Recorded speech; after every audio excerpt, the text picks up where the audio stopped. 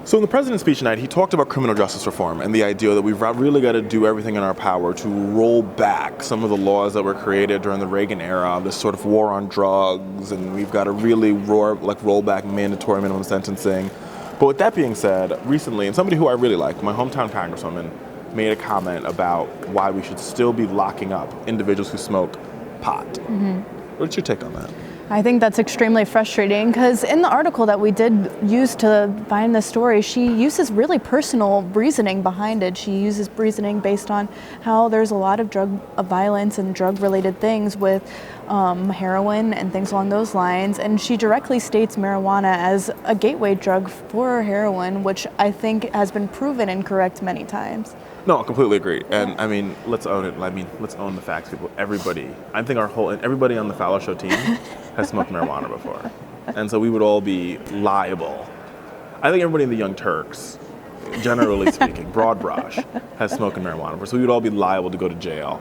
And I'm also saying I like the congresswoman, but I just think after the president made it very clear, he spent the past 3 months talking about how we need to really work on criminal justice reform.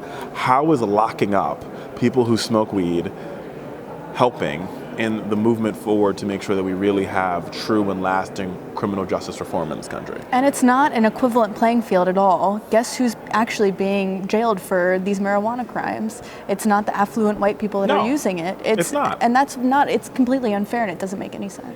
Because the people who are being arrested for these crimes, as Tamara just sort of talked about, is individuals who are poor, individuals who are lower class, working class. Mm-hmm. So you're putting folks in jail who, what we need them to do is be, working. We need to provide them opportunity. And by pushing forward a law that's not only archaic, but it's just stupid, right, is limiting opportunity. And in limiting an opportunity, you create awful situation. And even more issues arise from those issues before. Yeah, it's really, I don't know. I just don't know. I don't really understand her rationale for this at all, especially after the president laid down a clear gauntlet saying that we really need active criminal justice reform in this country. But America, hey, you can't control members of Congress. All you can do is control your vote. And elections have consequences.